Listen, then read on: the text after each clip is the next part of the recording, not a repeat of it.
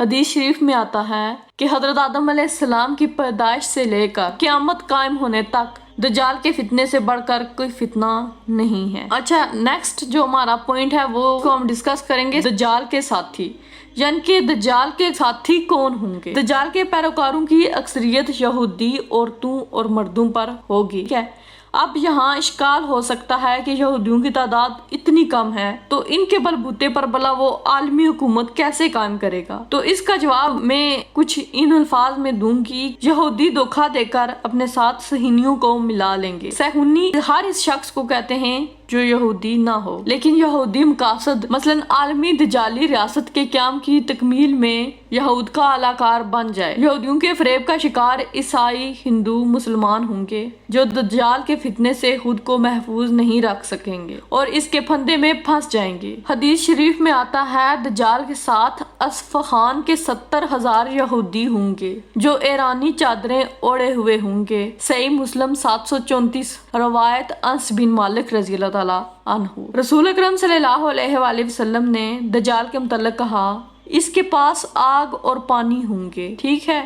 جو آگ نظر آئے گی وہ ٹھنڈا پانی ہوگا اور جو پانی نظر آئے گا وہ آگ ہوگی۔ صحیح بخاری، روایت حضرت ابو حذیفہ۔ اس دجال کے پاس روٹیوں کا پہاڑ اور پانی کا دریا ہوگا، مطلب یہ کہ اس کے پاس پانی اور غذا وغیرہ وافر مقدار میں موجود ہوگی۔ نبی پاک صلی اللہ علیہ وآلہ وسلم نے کہا: ان باتوں کے لیے وہ نہایت حقیر ہے، لیکن اللہ اس کی اجازت دے گا تاکہ لوگوں کو آزمایا جا سکے کہ وہ اللہ پر یقین رکھتے ہیں یا دجال پر، ٹھیک ہے۔ صحیح بخاری جلد 9، روایت المغیرہ رضی اللہ تعالیٰ عنہ۔ اور پھر دجال اپنے ساتھ ایک دریا اور آگ لے کر آئے گا، جو اس کی آگ میں پڑے گا اس کو یقیناً اس کا حوصلہ ملے گا اور اس کا بوجھ کم کر دیا جائے گا، لیکن جو اس کے دریا میں اترے گا اس کا بوجھ برقرار رہے گا اور اس کا صلہ اس سے چھین لیا جائے گا۔ سنن ابو داؤد۔ ہم نے پوچھا: اے نبی صلی اللہ علیہ وآلہ وسلم، وہ اس زمین پر کتنی تیزی سے چلے گا؟ آپ صلی اللہ علیہ وآلہ وسلم نے فرمایا: جس طرح ہوا بادلوں کو اڑا لے جاتی ہے۔ صحیح مسلم 715۔ وہ دجال ایک گدھے پر سوار ہوگا، اس گدھے کے کانوں کے درمیان 40 ہاتھوں کا فاصلہ ہوگا۔ مسند احمد۔ اللہ تعالیٰ اس کے ساتھ شیاطین کو بھیجے گا جو لوگوں کے ساتھ باتیں کریں گے۔ وہ ایک بدو سے کہے گا: اگر میں تمہارے باپ اور ماں کو تمہارے لیے دوبارہ زندہ کروں تو تم کیا کہو گے؟ کیا تم شہادت دو گے کہ میں تمہارا خدا ہوں؟ بدو کہے گا: ہاں، ضرور شہادت دوں گا۔ چنانچہ 2 شیاطین اس بدو کے ماں اور باپ کا روپ دھار لیں گے اور اس کے سامنے آ جائیں گے اور کہیں گے: ہمارے بیٹے، اس کا حکم مانو، یہ تمہارے خدا ہیں۔ ابن ماجہ۔ دجال آئے گا لیکن اس کے لیے مدینے میں داخل ہونا ممنوع ہوگا۔ وہ مدینہ کے مضافات میں کسی بنجر شورزدہ علاقے میں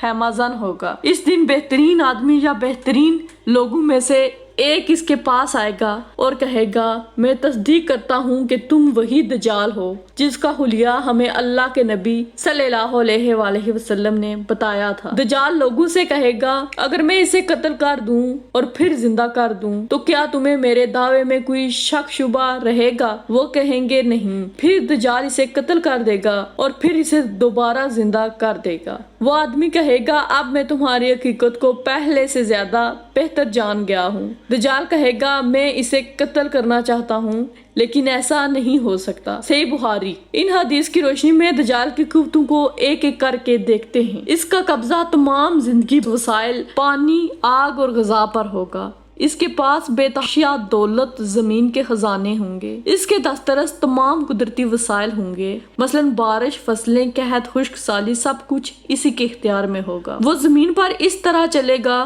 جیسے ہوا بادلوں کو اڑا لے جاتی ہے۔ اس کے سواری کے کانوں کے درمیان 40 ہاتھ کا فاصلہ ہوگا۔ وہ ایک نقلی جنت اور دوزخ اپنے ساتھ لائے گا۔ وہ مردہ لوگوں کی شکل میں بھی ظاہر ہوں گے اور لوگوں سے گفتگو کریں گے۔ وہ زندگی اور موت پہ ظاہری طور پر قدرت رکھے گا۔ زندگی اور موت پر اس کا اختیار محدود ہوگا کیونکہ وہ اس مومن کو دوبارہ زندہ نہ کر سکے گا۔ حدیث شریف میں بیان کرتے رسول صلی اللہ علیہ وآلہ وسلم نماز پڑھ چکے تو منبر پر تشریف فرما ہوئے اور مسکراتے ہوئے فرمایا: تمام لوگ اپنی اپنی جگہ پر بیٹھے رہیں۔ پھر فرمایا: جانتے ہو میں نے تمہیں کیوں جمع کیا؟ لوگوں نے کہا اللہ اور اس کا رسول بہتر جانتے ہیں۔ آپ صلی اللہ علیہ وآلہ وسلم نے فرمایا اللہ کی قسم میں نے تمہیں نہ تو کسی چیز کا شوق دلانے کے لیے جمع کیا اور نہ ہی کسی چیز سے ڈرانے کے لیے جمع کیا، بلکہ میں نے تمہیں یہ بتانے کے لیے جمع کیا ہے کہ تمیم داری پہلے عیسائی تھا، وہ آیا،